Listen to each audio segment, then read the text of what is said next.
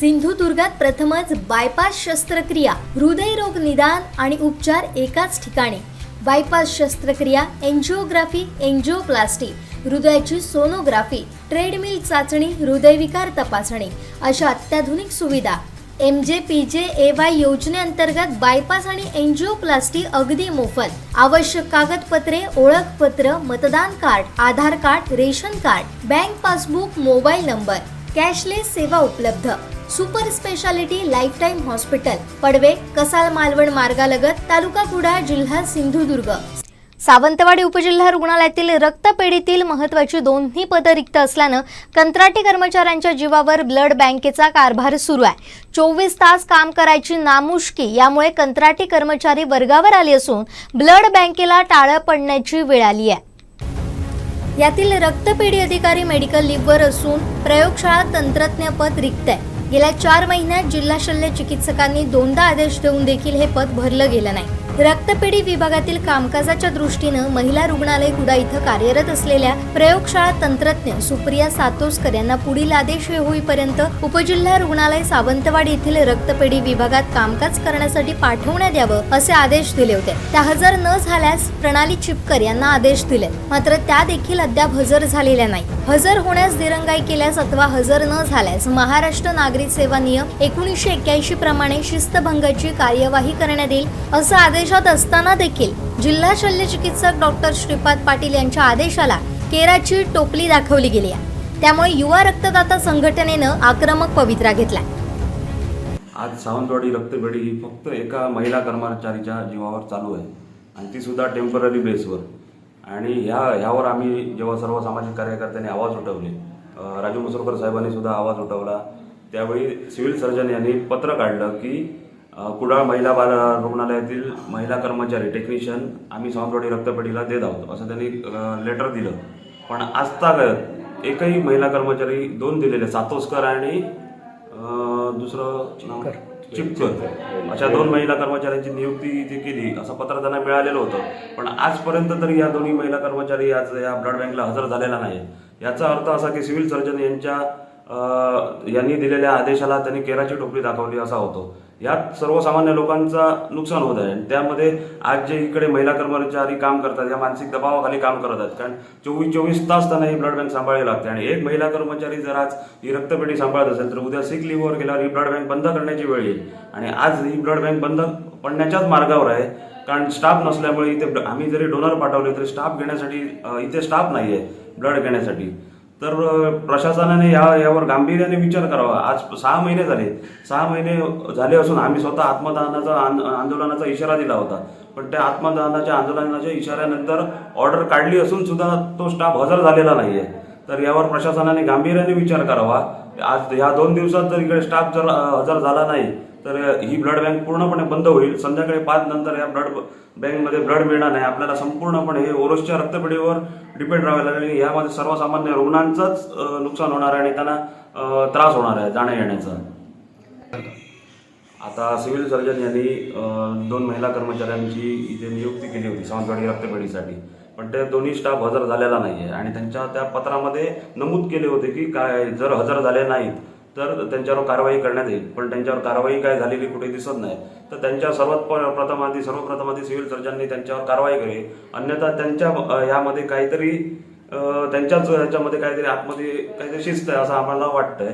त्यामुळे त्यांनी लवकरात लवकर त्यांच्यावर निलंबनाची कारवाई करावी, अन्यथा सावंतवाडी रक्तपेढीला एक टेक्निशियन द्यावा।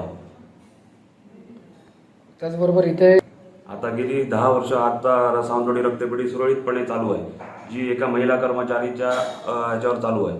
तर ते आज 10 वर्षाचा त्यांचा अनुभव पाहता त्यांना या रक्तपेढीमध्ये परमनंट केले तर आपल्या सावंतवाडी रक्तपेढी सुरळीतपणे चालू राहण्यासाठी एक चांगला हे होऊ शकतं। या 8 दिवसामध्ये आज राजू मसूरकर साहेब आज उपमहासंचालकांशी कांबळे साहेबांशी बोलले आहेत, तर त्यांना आश्वासित केलेलं आहे। पण जर ह्या 7 दिवसामध्ये जर इथे कोणताही स्टाफ हजर केला गेला नाही, मग तो परमनंट असो किंवा टेम्पररी बेसवर असो, तर या युवा रक्तदाता संघटनेकडून तीव्र अशा प्रकारचं आंदोलन छेडण्यात येईल। दरम्यान सामाजिक कार्यकर्ते माजी नगरसेवक राजू मसूरकर यांनी उपमहासंचालकांशी फोनवरून चर्चा करत यावर तातडीनं तोडगा काढण्याची मागणी केली आहे। गेली 10 वर्ष कंत्राटी पद्धतीनं काम करणाऱ्या सेवेत रुजू करून घेण्याची मागणी त्यांनी आणि माजी नगरसेवक संजय पेडणेकर यांनी केली आहे. बरेच 2-4 महिने हे प्रश्न मी बघतोय की देवा सूर्याजीपासून असे ब्लड बँकेमध्ये जोरात लोकांसाठी काम करतायत आणि त्यांनी प्रश्न मांडला की हा साधारणपणे इथे कर्मचाऱ्यांवरती लोड पडतो आणि हे टेम्पररी कर्मचारी काही परमनंट कर्मचारी आणि 2 महिला आहेत. ती महत्त्वाची गोष्ट महिला आहे. त्यामध्ये हा ज्यावेळी आंदोलनाचा प्रश्न देवा सूर्याजी व त्यांचे सहकारी सर्व मित्रमंडळांनी केला आणि त्यावेळी मी आपले सिव्हिल सर्जन साहेब यांच्याशी बोलणं केलं की असं ते चांगलं काम करत आहे आणि कर्मचाऱ्यांची बाजू मांडतात की ते व्यक्तिगत आपल्यासाठी काही मांडत नाही, सावंतवाडीसाठी एवढं काम करतायत तर तुम्ही त्या कर्मचाऱ्यांना त्यांनी स्टाफ द्यावा अशा पद्धतीने केलं. त्याच्यानंतर त्यांनी एक आपल्याला स्टाफ दिला, त्याच्यानंतर महिला दिली, त्याच्यानंतर दुसरी परत 1-2 महिने गेल्यानंतर परत मी दुसरी मागणी केली. परत अजून काय झालं नाही, हजर झाली नाही. दुसरी परत एक स्टाफ दिली, त्याच्यामध्ये परत असं की तुम्ही हजर नाही झाला तर तुम्ही तुमच्यावरती कारवाई होणार म्हणून अशा पद्धतीने ते लेटर होतं आणि तरी असून हजर झाले. माझ्या हिशोबाने की कुठे ते राजकीय दबावाने की काही ते कर्मचारी बघा काही दोन्ही कुडाचेच होते कर्मचारी ते कुठे राजकीय याच्यातनं त्यांनी जाऊन सांगितलं असणार की ते बॉय त्यांचे तुम्ही बदली थांबवा म्हणून आणि ती बदली थांबलेली आहे. मध्यंतरी परत आता एक 8 दिवसापूर्वी आम्ही सांगितलं की मला सांगितलं की कर्मचाऱ्यांसाठी हा प्रश्न आहे तर मला वेंगुर्ल्याचे एक ब्लड बँकेमधले माणूस आहे ते देतो म्हणून सांगितलं. ते परत बघितलं तर तिकडे वेंगुर्ल्याचा प्रश्न गेला ना, तिकडे सुद्धा स्टाफ कमी आहे. वेंगुर्ल्याचं परत अडचण होऊन जातं, तिथे ब्लडसाठी लोक येतात ते सुद्धा तिथे येतात. आज मी सर्वांची मागणी बघितली, आमची सर्व मित्रमंडळी आहेत ब्लड बँकेचे देवा सूर्याजी काम करतायत तर त्या दृष्टीने आता मी काही वेळापूर्वीच उपसंचालक कोल्हापूर आपले भीमसेन कांबळे साहेब यांच्याशी डॉक्टर आहेत त्यांच्याशी बोलणं केलं की तुम्ही आता गव्हर्नमेंटची भरती व्हायची आहे, शासनाची भरती व्हायची आहे, एक महिना 2 महिने लागेल, 2-3 महिने तोपर्यंत आम्हाला एक स्टाफ द्या सावंतवाडीला. आणि आता ही ब्लड बँक आहे आमच्या सावंतवाडी आणि ओरसला आहे सपन जिल्ह्याची. मग तिथे आम्हाला ही कर्मचारी दिल्यानंतर रात्रीच्या वेळी काही कर्मचाऱ्यांना रात्रीच्या वेळी बोलून आणावं लागतं. त्याविषयी माझ्या 8 दिवसापूर्वी एक स्नेक बाळ होता, लहान बच्चू होता 2 वर्षाचा, त्याला साप चावलेला होता. घरामध्ये काय चावलं ते कळलं नाही. मग रात्री म्हटलं ये बहुत इकडे मग त्यांनी आला असं करे करून पोरगाला 4-5 किलोमीटर होतं, त्याची ड्युटी नव्हती तरी आला आणि ते ब्लड चेक केलं आणि नंतर बघितलं ते नॉर्मल झाल्यानंतर आम्ही इथेच ठेवलं. नॉर्मल नसते ते समजा त्याच्यामध्ये 20 असलं असतं तर आम्ही मुंबईला शिफ्ट केलं असतं. हा जीवाचा प्रश्न येतो लहान मुलांसाठी. तर एवढं आपल्या सावंतवाडीला आज 450 ओपीडी साधारणपणे होते. सकाळच्या वेळी 600 ते 450 ओपीडी होते दिवसाला आणि बाकीचे एरवी पेशंट येतात ते 12 नंतर 1 नंतर 2 नंतर परत येतात ते वेगळे पेशंट येतात. तर साधारणपणे 500-600 साधारणपणे पेशंट असतात इथे ह्यामध्ये. तुम्ही इथे आम्हाला हे सर्व स्टाफ द्या आणि एवढं आमचं काम सावंतवाडीला आमच्या सर्व डॉक्टर मंडळी आहेत, सिस्टर मंडळी आहेत, परिचारिका आहेत, सगळं स्टाफ हॉस्पिटलसाठी ओव्हरऑलपणे काम चांगल्या प्रमाणे करतायत आणि त्या दृष्टीने आम्हाला तिकडे द्या. तोपर्यंत मी डेप्युटेशन टाका. आम्हाला कोल्हापूरपासून 1-2-4 स्कीम दिली इथे, एक ब्लड बँकेला पाहिजे, एक तुम्हाला लॅबला पाहिजे, तर त्यांना दिलं. काही की 5-5 स्टाफ आहे नियमाप्रमाणे, त्याचा नॉर्म्स तसा आहे. पण तिथे एकच कर्मचारी काम करते महिला आणि इकडे ब्लड बँकेला आहे ती एकच कर्मचारी काम करते, ती टेम्पररी आहे. पण त्यांना जर तुम्ही रिलेक्स दिलं, त्यांना जर मुळे आता चतुर्थीच्या सणाला सुद्धा त्यांना काम करायला लागलं म्हणजे ह्या एकामेकाला ते ॲडजस्टमेंट होतो. आजारी पडले तर काय होणार, ब्लड बँकच थांबणार. आणि सावंतवाडीचा हा प्रश्न आहे, आपल्या जिल्ह्याचा प्रश्न आहे. आपल्या जिल्ह्यातले आपले सावंतवाडी लोक जिल्ह्यामध्ये सुद्धा जाऊन देतात, काही गोव्यामध्ये जाऊन सुद्धा ब्लड देतात. असं काम करणारी माणसं मी ह्या क्षेत्रामध्ये कमीच बघितलेलं आहे. देवा सूर्याजीसारखे सर्व काम करतायत आणि तेवढं काम करणं म्हणजे अभिनंदनास्पद काम आहे त्यांचं. आणि सर्व त्यांचे सहकारी त्यांचे मित्र त्याला साथ देत आहेत. आज सावंतवाडीला एक निरवण्याचा माणूस झाला, तो ब्लड बँकेला मीच आज सकाळी सरपंचाला सांगितलं की मग त्यांना तुम्ही ते निगेटिव्ह नंबर तर त्यांना यादी द्या, मग ते फोन करतील आपल्याला. अशा पद्धतीने सर्व आपण टीम म्हणून कुठला पक्ष, जात, धात, धर्म बघायचं नाही, आपण इथे काम करायचं, इथे आपलं सगळं जे काम करायचं अशा दृष्टीने प्रयत्न करतो. आज आम्हाला उपसंचालकांनी आश्वासन दिलं 8 दिवसात आम्ही साधारणपणे एक हा प्रश्न मार्गी लावतो. तोपर्यंत त्या शासनाकडून आलं तर तुम्ही तुमचे स्टाफ परत घेऊन चला. तोपर्यंत आमच्याकडे 2-4 महिन्यासाठी जोपर्यंत भरती होईल तोपर्यंत आम्हाला हे तुम्ही स्टाफ द्या असे करतो. या पटेल रुग्णालयामध्ये आज रक्तपेढी बंद होण्याच्या स्थितीत आलेली आहे. त्या ठिकाणी जो स्टाफ पाहिजे तो स्टाफ आज अपुऱ्या परिस्थितीत आहे आणि जे काम करतात त्या 10 वर्ष त्या लोकांनी कामं केलेली आहेत, पण त्यांना अजूनही तिथे परमनंट केलं जात नाही. आणि असं असताना आज एकच स्टाफ त्या ठिकाणी काम करतो आहे.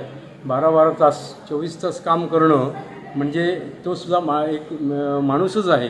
आणि अशा परिस्थितीत आज सावंतवाडीमधलं ब्लड बँक ही बंद होण्याच्या स्थितीत आहे. असं या ठिकाणी परिस्थिती आता ओढवलेली आहे. तर शासनाने आत्ताच्या आहे त्या परिस्थितीत ज्या लोकांची काम करत आहेत, 10 वर्ष या ठिकाणी काम केलं आहे, त्या लोकांना त्या पोस्टवर रुजू करून घ्यावं आणि ही बँक सातत्याने लोकांच्या सेवेसाठी या ठिकाणी सेवेसाठी उपलब्ध करून द्यावी असं मी या ठिकाणी सांगू इच्छितो. मी संजय पेडणेकर, नगर. एकंदरीतच सध्या ब्लड बँक वाऱ्यावर पडली असून कंत्राटी कर्मचाऱ्यांना 24 तास सेवा द्यावी लागते. त्यामुळे ब्लड बँक बंद होण्याच्या मार्गावर आली आहे. कर्मचारी नसल्यानं ब्लड देखील उपलब्ध होत नसून रुग्णांच्या नातेवाईकांना रक्तासाठी वणवण करावी लागते. सावंतवाडी उपजिल्हा रुग्णालयाच्या रक्तपेढीमध्ये आपण आलोय आणि इथली परिस्थिती आपण पाहिली. गेल्या 6 महिन्यात इथल्या ह्या रक्तपेढीमध्ये जी 2 मंजूर पदं आहेत त्यातली 2ही पदं रिक्त आहेत असं म्हणायला हरकत नाही. कारण एक जे तंत्रज्ञ इथले आहेत ते मेडिकल लीव्हवर असल्यामुळे 2ही पदं रिक्त आहेत आणि कंत्राटी कर्मचाऱ्यांच्या जीवावर सावंतवाडीची ही रक्तपेढी चालू आहे असं म्हणायला काही हरकत नाही. आणि त्याचमुळे आज या रक्तपेढीला टाळं पडण्याची वेळ आलेली आहे आणि याला सर्वस्वी जबाबदार प्रशासन आणि इथले लोकप्रतिनिधी असल्याचं सामाजिक कार्यकर्त्यांचं मत आहे. एकंदरीतच पाहिलं तर बरोबर 4 ते 6 महिन्यामध्ये चिपकर आणि सातोस्कर या ज्या प्रयोगशाळा तंत्रज्ञ होत्या, ज्या कुडाळमध्ये कार्यरत होत्या, त्यांची जोपर्यंत इथली पदभरती होत नाही तोपर्यंत इथे रुजू होण्याचे आदेश जे आहेत ते जिल्हा शल्य चिकित्सकांनी दिले होते, श्रीपाद पाटील यांनी. मात्र यांच्या आदेशानंतर एवढंच नाही तर कारवाई होणार असं सांगितल्यानंतर देखील यांच्या आदेशाला या दोन्ही महिलांकडनं कोणत्याही प्रकारची किंमत दिली गेलेली नाही असंच यातनं समोर येते. त्यामुळे शल्य चिकित्सकांचे जे आदेश आहेत त्यालाच कुठेतरी केराची टोपली दाखवल्याचं यातनं समोर येतं. आणि त्याचबरोबर एकीकडे या ब्लड बँकमध्ये जे इथले रक्तपेढी अधिकारी आहेत ते लीव्हवर असल्यामुळे, मेडिकल लीव्हवर असल्यामुळे इथला जो कारभार जो आहे तो कंत्राटी लोकांच्या जीवावर चालू आहे. 24 तास त्या लोकांना या ठिकाणी काम करावं लागतंय. एवढंच नाही तर इथल्या ब्लड बँकचा जो बोर्ड होता तो सुद्धा काढून ठेवायची वेळ इथल्या स्टाफवर आलेली आहे. कारण ज्या पद्धतीनं इथे रुग्ण येत आहेत किंवा ज्या ब्लडमध्ये जेवढी मागणी होते त्या पद्धतीत इथे जबाबदार जे अधिकारी आहेत ते नसल्यामुळे त्या देऊ शकत नाहीयेत. किंवा दुसरं म्हणजे अन्न आणि औषध प्रशासनानं एलायचा टेस्ट बंधनकारक केल्यामुळे एका ब्लडसाठी 10 डोनर किंवा 28 डोनर एकावेळी इथे आणावे लागत आहेत. युवा रक्तदाता संघटना असेल किंवा रक्तमित्र असतील किंवा सिंधू रक्तमित्र संघटना असेल, अशा अनेक संघटना आहेत. राजू मसूरकर सारखे सामाजिक कार्यकर्ते आहेत, सामाजिक बांधिलकी आहेत. अशा अनेक सावंतवाडीतल्या संघटना इथे डोनर घेऊन येतात. शाळा कॉलेजमधल्या अनेक ज्या विविध संघटना आहेत किंवा विविध ग्रुप आहेत ते सुद्धा या ठिकाणी डोनेशनसाठी येत असतात. पण इथे त्यांना सेवा द्यायलाच इथले दोन्ही अधिकारी उपलब्ध नाहीये. त्याच्यामुळे प्रशासनानं याची गंभीर दखल घेणं गरजेचं आहे. कारण रक्तासारखा खूप मोठा विषय या ठिकाणी आहे. सगळ्या गोष्टी तयार करता येतात पण रक्त तयार होत नाही. त्याच्यामुळे प्रशासनानं याची दखल घेणं गरजेचं. अन्यथा या ब्लड बँकला टाळं ठोकण्याची वेळ ही आता आलेली आहे. आणि तशा पद्धतीचं कारण जे इथे कंत्राटी कर्मचारी काम करतायत त्यांना मानसिक शारीरिक सगळाच त्रास होतोय.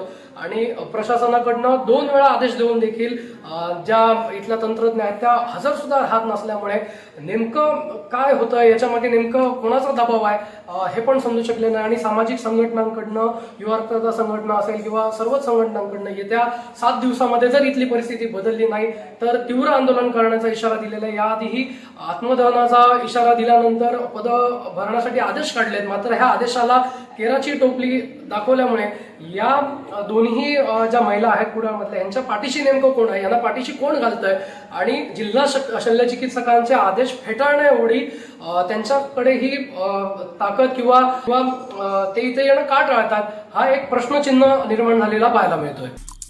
आमचे दिवसभरातले सर्व अपडेट्स, ताज्या घडामोडी आणि थेट लाईव्ह पाहण्यासाठी सबस्क्राईब करा, लाईक करा कोकणचं नंबर 1 महा चॅनल कोकण 7 लाईव्हचं YouTube चॅनल.